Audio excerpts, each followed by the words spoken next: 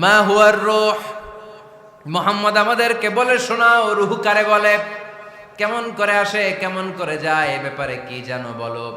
2 number প্রশ্ন, মানহুম আসহাবুল কাহাফ, আসহাবে কাহাফ সম্পর্কে কি জানো।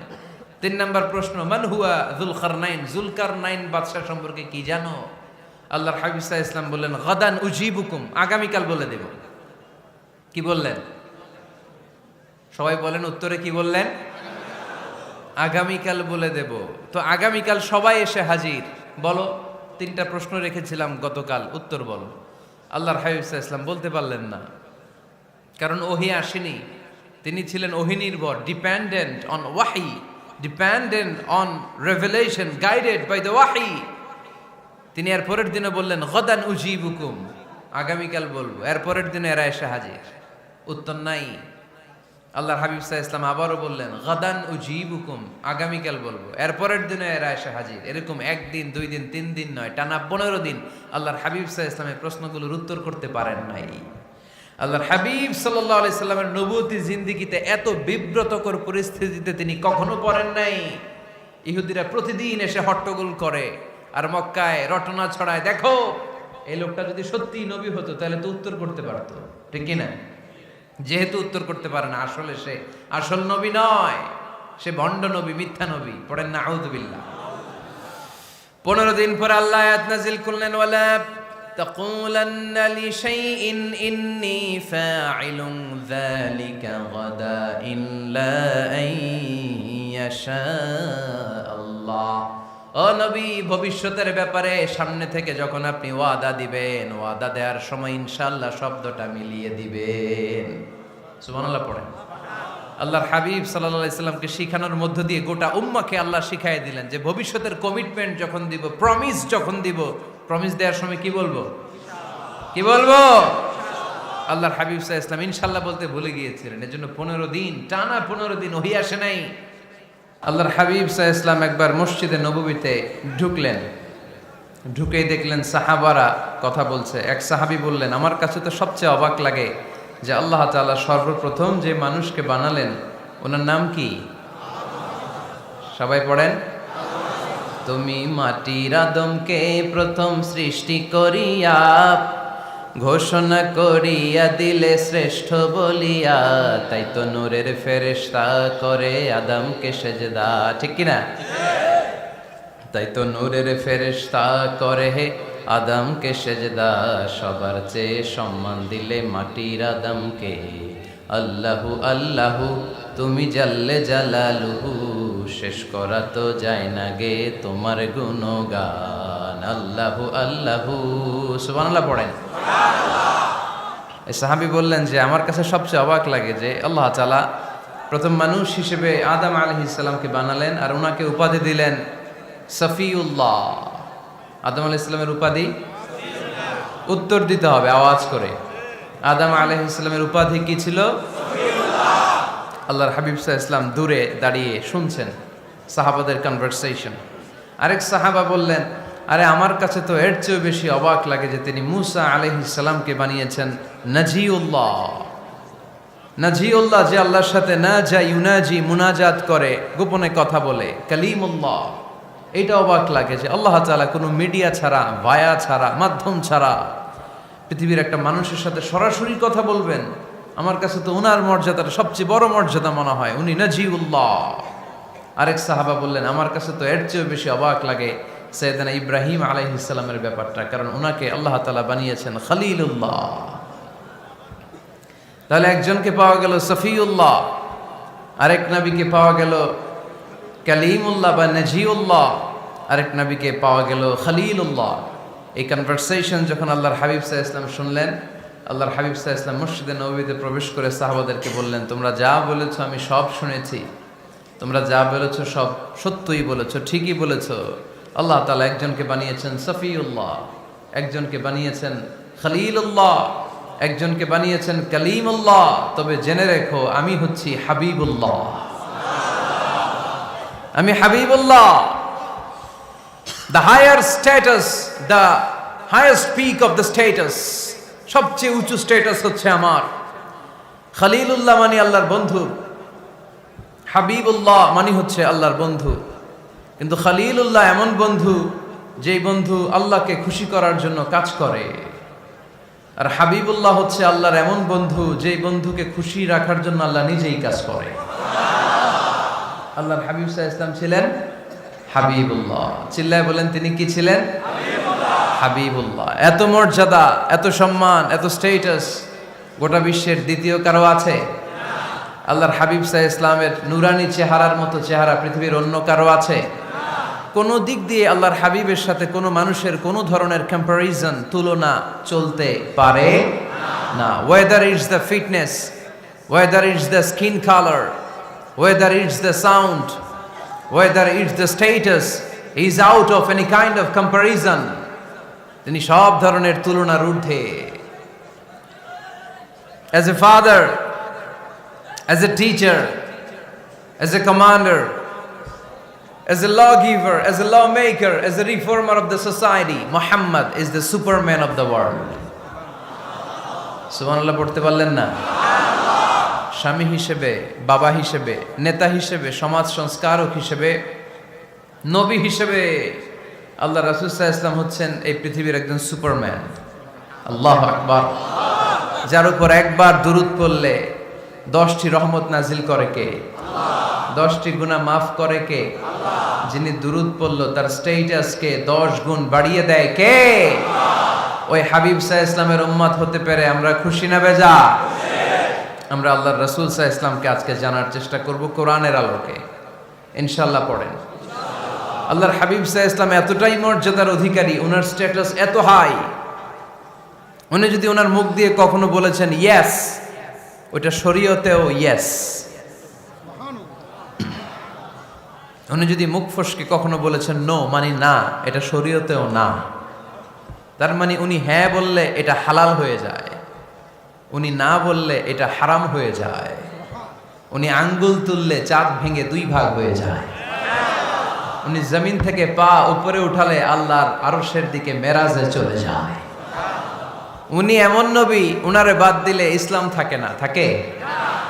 উনি এমন রাসূল, উনারে বাদ দিলে কোরআন বোঝা যায় না, কারণ কোরআন ওনার উপর নাজিল করেছে কে?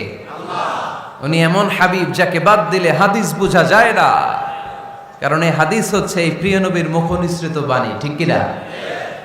উনি এমন রাসূল যাকে বাদ দিলে সালাত বোঝা যায় না, কারণ সালাত কেমন করে পড়তে হয়, আদায় করতে হয় বিশ্বনবী হাতে কলমে শিক্ষা দিয়েছেন, ঠিক কি না? এক সাহাবী সালাত পড়ছিলেন, সালাত পড়ে আল্লাহর হাবিব সাল্লাল্লাহু আলাইহি ওয়াসাল্লামের কাছে আসলেন। আল্লাহ রাসূল বললেন সাল্লি ফা ইন্নাকা লাম তুসাল্লি, রিপিট ইউর সালাহ because you didn't offer your সালাহ ইন এ কারেক্ট ওয়ে। আবার নামাজ পড়া হয় নাই। সাহাবী যে আবার পড়লেন, আবার আসলেন, আল্লাহর হাবিব বললেন আবার পড়ো, হয় নাই। সাহাবী পরে আসলেন, আল্লাহর হাবিব বললেন সাল্লি ফা ইন্নাকা লাম তুসাল্লি, আবার নামাজ পড়া হয় নাই। এবার সাহাবী এসে কেঁদে দিলেন, এসে বললেন ইয়া রাসূলুল্লাহ, এর চেয়ে ভালো তো আমি পড়তে পারি না। আল্লাহর হাবিব জড়িয়ে ধরলেন আর বললেন আসো শিখিয়ে দেই কেমন করে সালাত পড়বে। সালাতে কোনো তাড়াহুড়ো করবে না। রুকুতে যখন যাবে তোমার পিঠটা হবে স্ট্রেইট ফরওয়ার্ড, স্ট্রেইট ফরওয়ার্ড। রুকু থেকে সোজা হয়ে দাঁড়াবে, 2 সেজদার মাঝখানে সোজা হয়ে বসবে। সেজদায় যখন যাবে রিল্যাক্স করবে। সালাতে কি করতে হয়? রিল্যাক্স। আমার সাথে সাথে সবাই আওয়াজ করে পড়েন রিল্যাক্স। সালাতে রিল্যাক্স করবেন, আপনি তাড়াহুড়ো করতে পারবেন না। আল্লাহর হাবিব সাল্লাল্লাহু আলাইহি ওয়াসাল্লাম শিখালেন কিভাবে সালাত পড়তে হয়। তার মানে এই নবীরে বাদ দিলে সালাত বোঝা যায় না, এই নবীকে বাদ দিলে সিয়াম বোঝা যায় না। সিয়াম কেমন করে পালন করতে হয় এই নবী শিখিয়েছেন। এই নবীকে বাদ দিলে হজ বোঝা যায় না, কারণ এই হাবিব বলেছেন খুযু আন্নী মানাসিকাকুম, কেমন করে হজ করতে হয় আমার কাছ থেকে শিখে নাও। এ নবী এমন নবী, এ নবীরে বাদ দিলে জান্নাতে যাওয়া যায় না, ঠিক কি না? এজন্য এই হাবিবরে বাদ দেয়া যাবে? আল্লাহর হাবিবের চাইতে শ্রেষ্ঠ কাউরে পাওয়া যাবে? আমার নবীর চাইতে বিশ্বস্ত কেউ আছে? সে কোন বন্ধু বলো বেশি বিশ্বস্ত, সে কোন বন্ধু বলো বড় বিশ্বস্ত, কার কাছে মন খুলে দেয়া যায়, কার কাছে প্রাণ খুলে দেয়া যায়, হওয়া যায় অতি আশ্বস্ত। তার নাম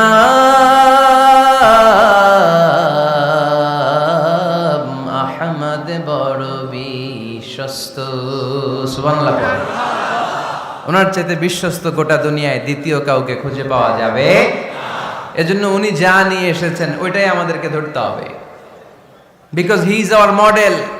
তিনি আমাদের সেলিব্রিটি, তিনি আমাদের মডেল। তিনি যেমন যেমন করেছেন তেমন তেমন করলে লাভ না লস? আওয়াজ করে বলতে হবে, লাভ না লস? এজন্য আল্লাহর হাবিব সাল্লাল্লাহু আলাইহি ওয়াসাল্লামের আদর্শই আমাদের আদর্শ, ঠিক কি না? ওমা আতাকুমুর রাসূলু ফাখুযুহু ওমা নাহাকুম আনহু ফান্তাহু। Whatever he brings with, take it. Whatever he forbids, abstain from it. তিনি যা নিয়ে এসেছেন ধরো, তিনি যা নিষেধ করেছেন ছাড়ো। পারা যাবে? আমি প্রশ্ন করি, উত্তর দেন। তিনি যা নিয়ে এসেছেন ধরো। আওয়াজ করে বলবেন, তিনি যা নিয়ে এসেছেন ধরো, তিনি যা নিষেধ করেছেন ছাড়ো। এতেই কল্যাণ, দুনিয়াতেও কল্যাণ, আখিরাতেও কল্যাণ, ঠিক কি না? যা নিয়ে এসেছেন এতে বারাকা, যা নিয়ে এসেছেন এতে কল্যাণ, যা নিয়ে এসেছেন এতে রাহমা। যেটাই নিষেধ করেছেন ওটার মধ্যে গজব, ঠিক কি না? যেটাই নিষেধ করেছেন ওটার মধ্যে ক্ষতি, যা তিনি বারণ করেছেন ওইটাতে লস। আমরা লসের খাতায় নাম তুলতে চাই না। এজন্য আল্লাহর হাবিব সাল্লাল্লাহু আলাইহি ওয়াসাল্লাম যা নিয়ে এসেছেন আমরা সেটাই ধরব, যা থেকে তিনি বারণ করেছেন ওটা ছাড়বো। আমাদের মডেল হচ্ছে নবীরা, ঠিক কিনা? নায়ক নায়িকা, গায়ক গায়িকা, ক্রিকেটার, বিজনেস ম্যাগনেট, এরা আমাদের মডেল নয়। আমাদের মডেল হচ্ছে বিশ্বনবী মুহাম্মদ সাল্লাল্লাহু আলাইহি ওয়াসাল্লাম। ইউরোপে, খোদ ইউরোপে বর্তমানে এই নামটা সবচেয়ে বেশি জনপ্রিয়, MUHAMMAD। সুবহানাল্লাহ পড়বেন না? সবচেয়ে জনপ্রিয় নাম কি? মুহাম্মদ। কারণ ইউরোপের ইয়াং সোসাইটির, মুসলিম ইয়াং সোসাইটির ছেলেরা এমনভাবে তারা দাওয়াতি কাজ করতে শুরু করেছে, বিষ্ণু ঈসা ইসলামের নামটা গোটা ইউরোপ জুড়ে ছড়িয়ে পড়েছে। কিছু ছেলে ক্লিনলিনেস অ্যাওয়ারনেস ক্যাম্পেইন করেছে, পরিচ্ছন্নতা অভিযান। যেখানেই ময়লা ক্লিন করে, কিন্তু কোনো কথা বলে না। প্রত্যেক একটা টি শার্ট গায়ে দেয়, একটা গেঞ্জি পরে, ওই টি শার্টের পেছনে লেখা থাকে MUHAMMAD, মানে কি? মুহাম্মদ। যারাই তাদের কার্যক্রম দেখে তারা দেখে তাদের গেঞ্জির পিছনে লেখা MUHAMMAD। কি চমৎকার আইডিয়া! ইউরোপিয়ান লোকদের মাথায় চিন্তা, কারা এরা, এত ভদ্র কেন, কেন এত পরিচ্ছন্নতার অভিযান করে, আর তাদের গেঞ্জির পিছনেই এই শব্দটা লেখা কেন, MUHAMMAD? Who is this? Who is this personality? We don't know anything about him. আমরা তো কিছু জানি না ওনার ব্যাপারে। Then they search in Google. তারা গুগল করে, ইন্টারনেটে সার্চ দেয় মুহাম্মদ লিখে, ইন্টারনেট তাদেরকে মুহাম্মদ সাল্লাল্লাহু আলাইহি ওয়াসাল্লামের জীবনী দিয়ে দেয়। তারা মনের অজান্তেই বিশ্বনবীর জীবনী জেনে বিশ্বনবীর আশেক হয়ে যায়, বিশ্বনবীর প্রেমে পাগল হয়ে যায়। যাদের নসিব ভালো, অনেকে কালিমা পড়ে মুসলমান হয়ে যায়। এজন্য বিশ্বনবী সাল্লাল্লাহু আলাইহি ওয়াসাল্লাম তিনি হচ্ছেন আমাদের মডেল, ঠিক কিনা? তিনি যা এনেছেন সেটা আমরা ধরবো, তিনি যা নিষেধ করেছেন সেটা আমরা ছাড়বো। আমরা যদি আল্লাহর ভালোবাসা পেতে চাই, বিশ্বনবী সাল্লাল্লাহু আলাইহি ওয়াসাল্লামের আনুগত্যের দরকার আছে না নাই? এজন্য আল্লাহ বললেন, কুল ইন কুনতুম তুহিব্বুনাল্লাহা ফাত্তাবিউনি ইউহিব্বুকুমুল্লাহ ওয়া ইয়াগফির লাকুম যুনুবাকুম ওয়াল্লাহু গফুরুর রহিম। আল্লাহকে যে পাইতে চায়, হযরতকে ভালোবেসে আরশ কুরসি লৌহ কালম না চাইতে পেয়েছে সে। রসুল নামের রশি ধরে যেতে হবে আল্লাহর ঘরে। নদী তরঙ্গে যে পড়েছে ভাই দরিয়াতে সে আপনি মেশে। হযরতের অনুসরণে আরশ কুরসি লৌহ কালম না চাইতে পেয়েছে সে। সুবহানাল্লাহ পড়ে। এজন্য আল্লাহর হাবিব সাল্লাল্লাহু আলাইহি ওয়াসাল্লামের ভালোবাসা আমাদের অন্তরে থাকার দরকার আছে না নাই? আনুগত্যের দরকার আছে না নাই? তাহলে আল্লাহর ভালোবাসা পাওয়া যাবে, ঠিক কি না? আজকে আমরা কোরআনের আলোকে আল্লাহর হাবিব সাল্লাল্লাহু আলাইহি ওয়াসাল্লামকে চিনব। আমরা কোরআন থেকে জানার চেষ্টা করব তিনি কেমন ছিলেন, কেমন ছিলেন আমার প্রিয় রাসূল। কোরআনুল কারীম থেকে যদি আমরা বিষ্ণু ঈসা ইসলামের পরিচয় জানতে চাই, কোরআন সর্বপ্রথম আল্লাহর হাবিবের যে পরিচয়টা আমাদেরকে দিবে, কোরআন বলবে তিনি হচ্ছেন রাসূলুল্লাহ। আমাদের প্রিয় নবীর সবচেয়ে বড় টাইটেলের নাম কি? রাসূলুল্লাহ। সবাই আওয়াজ করে পড়বেন, টাইটেলটার নাম কি? রাসূলুল্লাহ। পৃথিবীতে এর চেয়ে বড় টাইটেল আছে? এমপি বলেন, মন্ত্রী বলেন, যাই বলেন না কেন, ধনকুবের বলেন, রাসূলুল্লাহর উপরে কোনো টাইটেল নাই, ঠিক কিনা? কেউ চাইলেই রাসূলুল্লাহ হতে পারে না, হতে পারে? আমরা সবাই মিলে যদি একজনের ভোট দেই, উনি তো রাসূল হয়ে যাবে, তাই না? হবে না? ভোট দিয়ে রাসূল বানানো যায় না? আমাদের মানব জাতির সাথে যদি জিন জাতি একাত্মতা পোষণ করে, মানব জাতি আর জিন জাতিও যদি ভোট দেয়, তাহলে তো রাসূল হবে। ফেরেশতারা যদি বলে আমরাও আছি সাথে, তাইলেও রাসূল বানানো যাবে না। তার মানে রাসূল ইলেকশনে হয় না, রাসূল হয় সিলেকশনে। আর সিলেক্ট করেন কে? আল্লাহ। আল্লাহু ইয়ালামু হাইসু আ'লামু হাইসু ইয়াজআলু রিসালাতাহ। আল্লাহই ভালো জানেন তিনি কাকে রাসূল বানাবেন। এজন্য চাইলেই রাসূল হওয়া যায় না, ভোট দিয়ে রাসূল বানানো যায় না। রাসূল সিলেক্ট করেন একজন, চিল্লায় বলেন তিনি কে? আল্লাহ। এজন্য কালামুল্লাহ মাজিদে বিশ্বনবীর সর্বপ্রথম যে পরিচয়টা পাওয়া যায়, কোরআন আমাদের সামনে আমাদের নবীর পরিচয় করিয়ে দিচ্ছেন, মুহাম্মাদুর রাসূলুল্লাহ ওয়াল্লাযীনা মা'আহু আশিদ্দাউ আলাল কুফফারি রুহামাউ বাইনাহুম। কোরআন সর্বপ্রথম বিশ্বনবীর পরিচয় আমাদের সামনে তুলে ধরলেন আর বলল, কোরআন আমাদেরকে জানিয়ে দিল আমাদের প্রিয় নবীর প্রথম টাইটেল হলো তিনি হলেন রাসূলুল্লাহ সাল্লাল্লাহু আলাইহি ওয়াসাল্লাম। তাহলে আল্লাহর হাবিব সাল্লাল্লাহু আলাইহি ওয়াসাল্লামের প্রথম পরিচয় রাসূলুল্লাহ। আওয়াজ করে বলেন তো প্রথম পরিচয় কি? রাসূলুল্লাহ। তিনি আল্লাহর বার্তাবাহক, আল্লাহ তাআলার পক্ষ থেকে বাণীবাহকের কাজ তিনি করেন। কিন্তু আমার নবী এতটাই বিনয়ী ছিলেন, এতটাই হাম্বল ছিলেন, আউট অফ হাম্বলনেস তিনি নিজেকে রাসূল বলে পরিচয় করে দেওয়ার আগে তিনি নিজেকে আল্লাহর দাস বা গোলাম বলে পরিচয় দিতেন। পড়েন সুবহানাল্লাহ।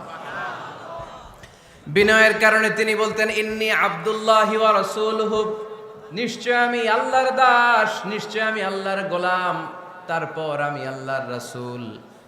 আল্লাহর হাবিব যখন আল্লাহর কাছে দোয়া করতেন, আল্লাহর হাবিব বলতেন, আল্লাহুম্মা ইন্নী আবদুক ওয়া ইবনু আবদিক ওয়া ইবনু আমাতিক নাসিয়াতি বিয়াদিক। আল্লাহর হাবিব বলছেন, আল্লাহ আমি আপনার গোলাম, শুধু আমি আপনার গোলাম নই, আমি গোলামের ঘরের গোলাম। আল্লাহু আকবার। আমার বাবা আব্দুল্লাহ আপনার গোলাম, আমার দাদা আব্দুল মুত্তালিব আপনার গোলাম, আমার দাদার বাবা তিনিও আপনার গোলাম, আমার মা হলো আপনার বান্দি। সুবহানাল্লাহ পড়েন। তাহলে তিনি রাসূল হওয়ার পরেও তিনি নিজেকে গোলাম বলে পরিচয় দিতেন, দাস বলে পরিচয় দিতেন। আমরাও যখন সালাতে তাশাহুদে পড়ি, আশহাদু আল্লা ইলাহা ইল্লাল্লাহ ওয়া আশহাদু আন্না মুহাম্মাদান আবদুহু ওয়া রাসূলুহু, তিনি আল্লাহর আবদ, তিনি আল্লাহর দাস, তারপরে তিনি আল্লাহর রাসূল।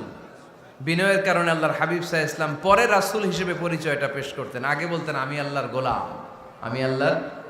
তিনি দোয়া করতেন, আল্লাহ আমি আপনার গোলাম, গোলামের ঘরের গোলাম, বান্দির ঘরের গোলাম। আল্লাহ আমার মাথার চুলের ঝুঁটি আপনার হাতের মুঠোয়, আপনি যেদিকে টান দিবেন আমি ওদিকে যেতে বাধ্য। আপনি ডানে টানলে আমি ডানে যাই, আপনি বায়ে টানলে আমি বায়ে যাই, যেখানে নেবেন আমি ওখানেই যেতে বাধ্য, ঠিক কিনা? আউট অফ হাম্বলনেস, বিনয়ের কারণে। কি বিনয়ী ছিলেন বিষ্ণু ঈসা ইসলাম। তিনি আল্লাহর রাসূল, তারপরেও তিনি পরিচয় দিতেন, আল্লাহ আমি আপনার গোলাম। আওয়াজ করে পড়েন সুবহানাল্লাহ। তাহলে প্রথম যে পরিচয় কোরআন আমাদেরকে দিল সেটা হচ্ছে আমাদের প্রিয় নবী ছিলেন রাসূলুল্লাহ। আওয়াজ করে বলেন পরিচয়টা কি? এর চেয়ে বড় পরিচয় হতে পারে? হতে পারে? দ্বিতীয় পর্যায়ে কোরআন আমাদেরকে জানাচ্ছে যে তিনি শুধু রাসূলুল্লাহই নয়, তিনি শুধু আল্লাহর রাসূলই নন, তিনি হচ্ছেন শেষ রাসূল, তিনি হচ্ছেন শেষ নবী, তিনি খাতামুন নবিয়্যিন। ওনার পরে আর কোন নবী আসবে? চিল্লায় বলেন। এই হায়দারগঞ্জের একজন যদি ঘোষণা দেয় আমি নবী, কি করবেন? ওই একজনকে মায়ের কারে কয়? হ্যাঁ, কি করবেন আপনারা? কি করবা? মায়ের আইজো মায়ের কাইলো মায়ের, মায়ের উপরে ওষুধ নাই, ঠিক কিনা? আল্লাহর হাবিব সাল্লাল্লাহু আলাইহি ওয়াসাল্লাম তিনি ছিলেন শেষ রাসূল। সাইয়েদনা আদম আলাইহিস সালাম থেকে শুরু করে ঈসা আলাইহিস সালাম পর্যন্ত এই যে নবী আসার যে চেইন, এই ধারাবাহিকতা, বিশ্বনবীকে এই দুনিয়াতে পাঠিয়ে ওই চেইনকে আল্লাহ পরিপূর্ণ করে দিলেন। চিল্লায় পড়েন আল্লাহু আকবার।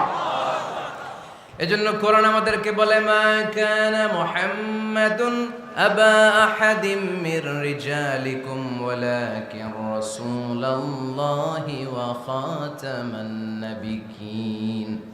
মুহাম্মদ তোমাদের কোন ছেলেদের পিতা নয়, পুরুষের পিতা নন, তিনি হলেন আল্লাহর রাসূল, তিনি হলেন শেষ নবী, তারপরে কোন নবী হবে না, ঠিক কি না? এজন্য আল্লাহর হাবিব বলতেন লা নবিয়্যা বা'দি, আমার পরে কোনো নবী নাই, ওয়ালা রাসূলা, আমার পরে কোনো রাসূলও নাই। তবে লাউ কানা বা'দি নবিয়্যুন লাকানা উমর, তবে আমার পরে যদি নবী হওয়ার যোগ্যতা কারো মধ্যে থাকে, আমার কলিজার টুকরা সাহাবা ওমরের সেই যোগ্যতা আছে। প্রভু তুমি বলেছো রাসূল দেবে না, বলনি দেবে না ওমর, বলনি দেবে না হামজা তারি, খালিদ বিজয় সমর।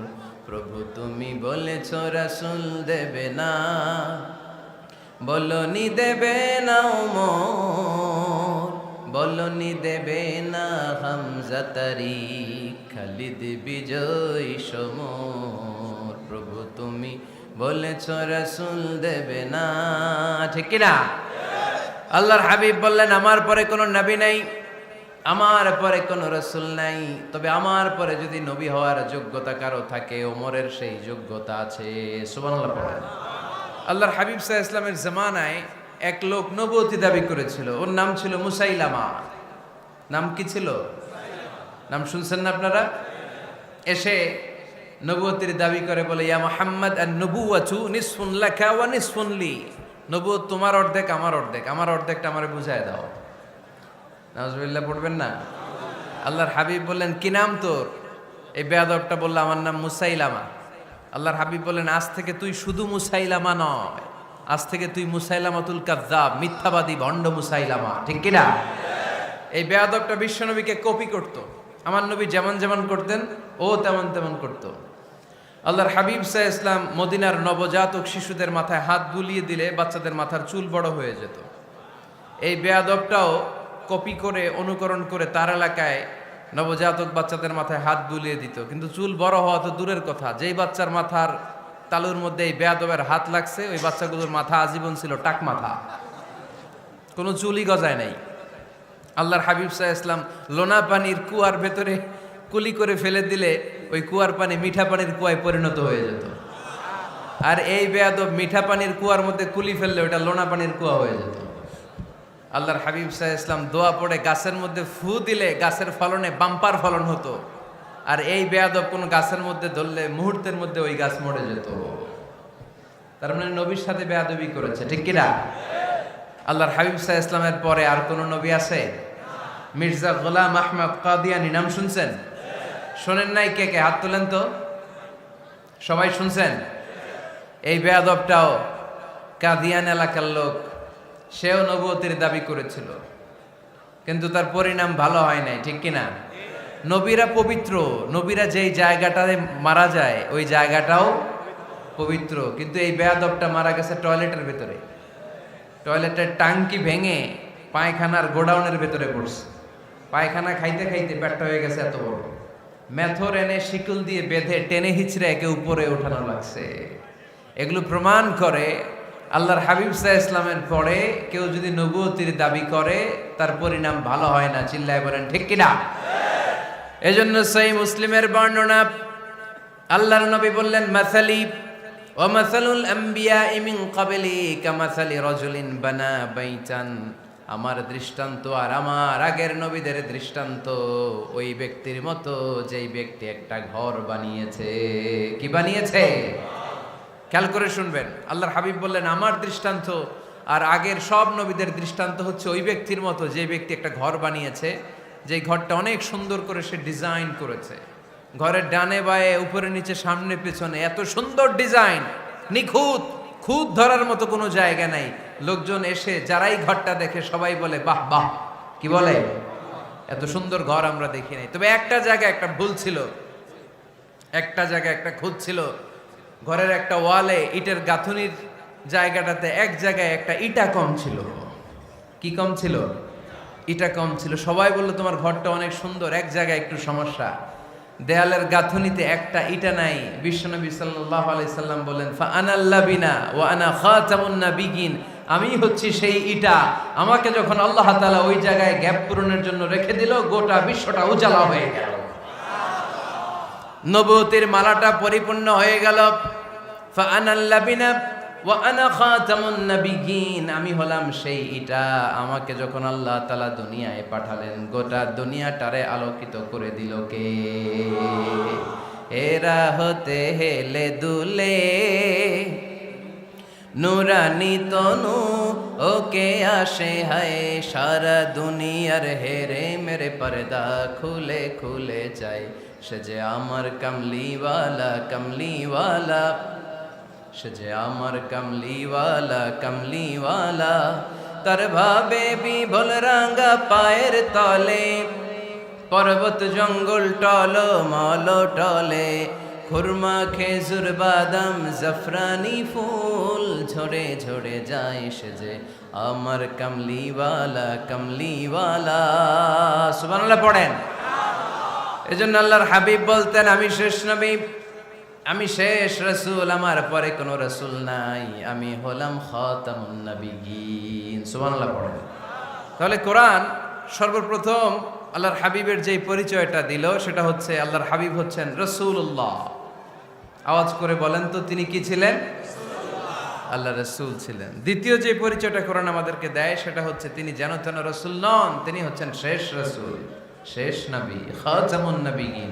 তার মানে আমার নবীর পরে আর কোন নবী পৃথিবীতে আসবে। তিন নাম্বার কোরআন যে পরিচয়টা আল্লাহর হাবিবের আমাদের সামনে তুলে ধরেছে সেটা হচ্ছে তিনি রাসূল ছিলেন, শেষ রাসূল ছিলেন, তবে তিনি মানুষ ছিলেন। তিনি কি ছিলেন? আওয়াজ করে বলেন।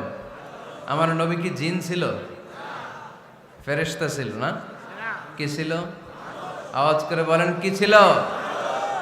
তিনি মানুষ ছিলেন, তবে যেন তেন মানুষ নন, অসাধারণ মানুষ। কেমন মানুষ? তিনি মানব, সাধারণ মানব নন, তিনি মহামানব। অনেকে বলে ইউসুফ আলাইহিস সালাম নবীদের মধ্যে সবচাইতে সুন্দর নবী ছিলেন, বলে না অনেকে? শোনেন নাই আপনারা? এটা ঠিক, উনি অনেক সুন্দর ছিলেন, কিন্তু আমার নবীর চাইতে বেশি সুন্দর। আল্লাহর হাবিব বলতেন, আনা মালিহুন ওয়া আখি ইউসুফু সাবিহুন, মানে আমি হচ্ছি মালিহ, লাবণ্যময় সুন্দর, আর আমার ভাই ইউসুফ হচ্ছে সাদা সুন্দর। একদিকে লাবণ্যময় সুন্দর, আরেকদিকে সাদা সুন্দর, কোনটার দাম বেশি? চিল্লায় বলতে হবে কোনটা? আল্লাহর হাবিব ছিলেন মালিহ। মালিহ শব্দটা এসেছে মিলহন থেকে। মিলহন মানে লবণ, মিলহন মানে কি? লবণ। লবণ থেকে লাবণ্যময়। আল্লাহর হাবিব ছিলেন মালিহ, এত সুন্দর ছিলেন। আম্মা জান আয়েশা যখন শুনলেন ওয়াকাত্তা'না আইদিয়াহুন, মিশরের নারীরা বুর্তুকাল কাটতে যে, লেবু কাটতে যে, কমলা লেবু কাটতে যে সাইয়েদনা ইউসুফ আলাইহিস সালামকে যখন দেখলেন, আল্লাহর নবী ইউসুফ আলাইহিস সালামের চেহারার মাধুর্যতা এত সুন্দর ছিল, এত চমৎকার চেহারার গ্ল্যান্স, এটা দেখে মিশরের নারীরা লেবু কাটতে যে আঙ্গুল কেটে ফেলেছিল। আল্লাহর কোরআন সাক্ষী। সুবহানাল্লাহ পড়ে।